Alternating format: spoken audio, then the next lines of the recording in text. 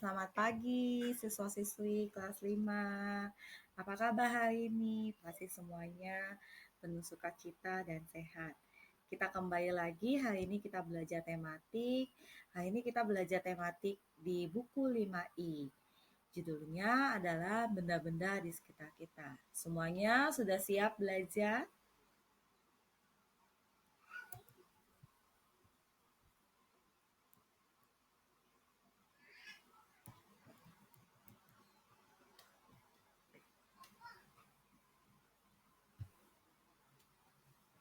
Di tematik 5E ini, di subtema pertama kita akan belajar tentang benda tunggal dan campuran. Nah, pasti anak-anak penasaran kan apa itu benda tunggal dan campuran?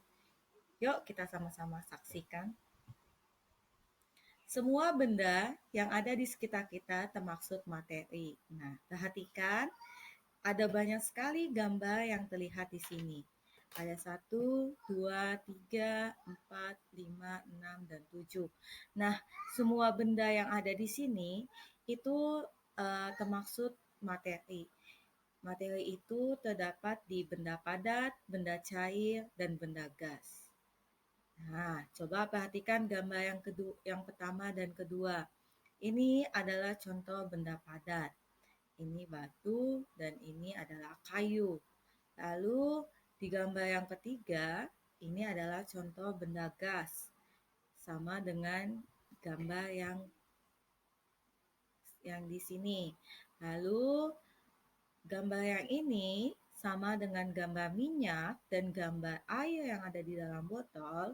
Ini adalah merupakan contoh benda cair. Nah, ini adalah contoh-contoh benda padat, benda cair, dan benda gas. Lalu, apa itu materi? Ayo, ada yang tahu tidak apa itu materi? Nah, penasaran kan? Kira-kira apa sih itu materi? Mari kita perhatikan sama-sama. Materi adalah segala sesuatu yang menempati ruang dan mempunyai massa. Nah, Miss Sinta ulang sekali lagi ya. Materi adalah segala sesuatu yang menempati ruang dan mempunyai massa. Anak-anak bisa lihat di sini ada dua contoh materi. Gambar yang pertama itu adalah air yang ada di dalam gelas. Nah, air yang ada di dalam gelas itu memiliki massa sebanyak 2 liter.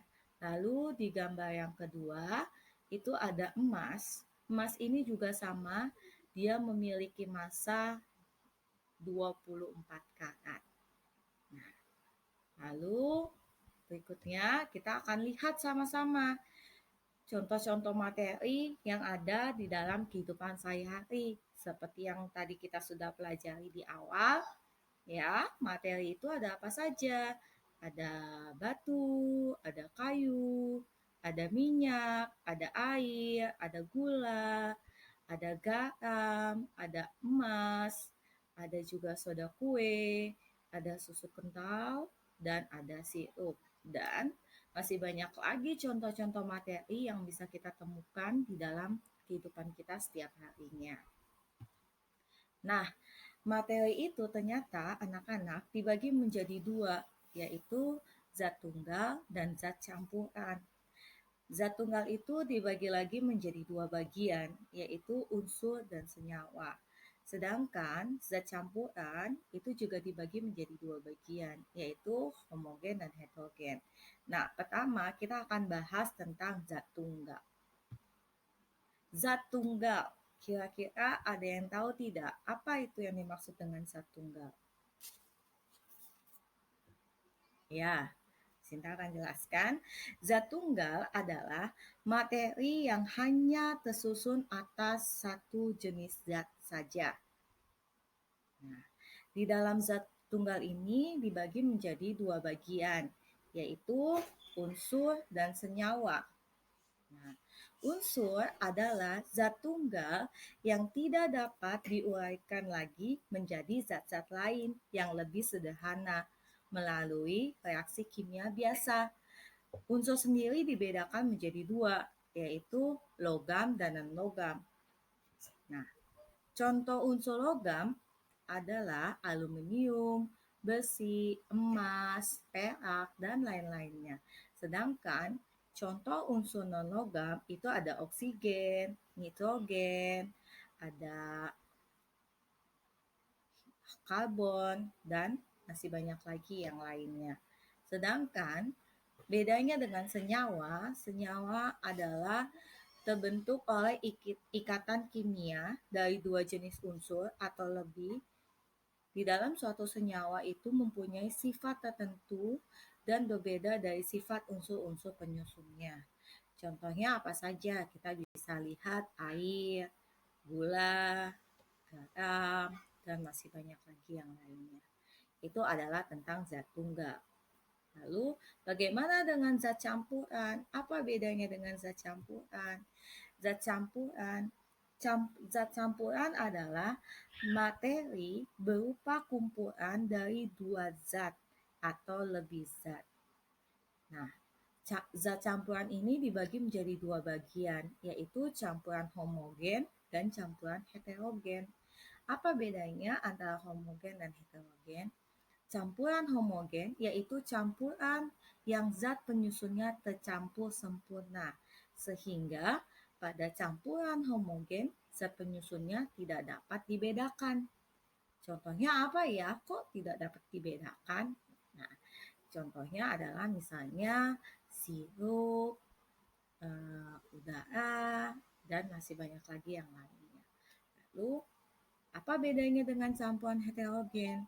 Campuran heterogen merupakan campuran yang zat penyusunnya tidak tercampur sempurna, sehingga pada campuran heterogen zat penyusunnya masih bisa dibedakan.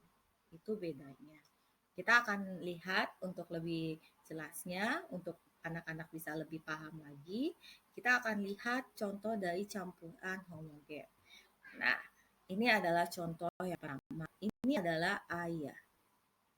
Air yang ada di dalam gelas, ketika kita campurkan dengan garam, dia akan menjadi air garam. Nah, ketika air garam itu kita aduk hingga rata, maka kita akan susah untuk membedakan antara zat yang satu dengan zat yang lainnya. Lalu yang kedua adalah air. Ketika air kita campurkan dengan sirup, maka dia akan menjadi air sirup. Lalu rata, dia sama seperti air garam. Kita susah untuk membedakan zatnya. Itu adalah contoh campuran homogen. Nah, selain air garam dan air sirup, apalagi contohnya? Ada udara, kuningan, perunggu, dan masih banyak lagi yang lainnya. Lalu, apa bedanya dengan campuran heterogen? Nah, di campuran heterogen, ini kita bisa lihat ini adalah air panas di dalam gelas, lalu kita masukkan kopi ke dalam air tersebut, lalu kita aduk hingga rata. Apa yang terjadi pada tersebut? Nah, kopi akan mengendap di bawah dan air akan terpisah dengan kopi tersebut. Nah, itu bisa maka kita bisa membedakan mana air dan mana kopi karena mengalami pengendapan. Nah, ini adalah contoh yang pertama. Lalu yang kedua adalah air yang kita campurkan dengan tepung terigu lalu aduk hingga rata. Yang terjadi kalian lihat di sini ada terjadinya endapan, yang dimana kita bisa membedakan antara air. Ini adalah contoh campuran heterogen. Nah, sekian pembelajaran hari ini. Miss Sinta berharap siswa-siswi kelas 5 bisa pembelajaran tentang benda tunggal dan benda campuran contoh-contohnya. Sampai ketemu lagi besok. Tetap semangat belajar dan tetap menjaga kesehatan. Bye.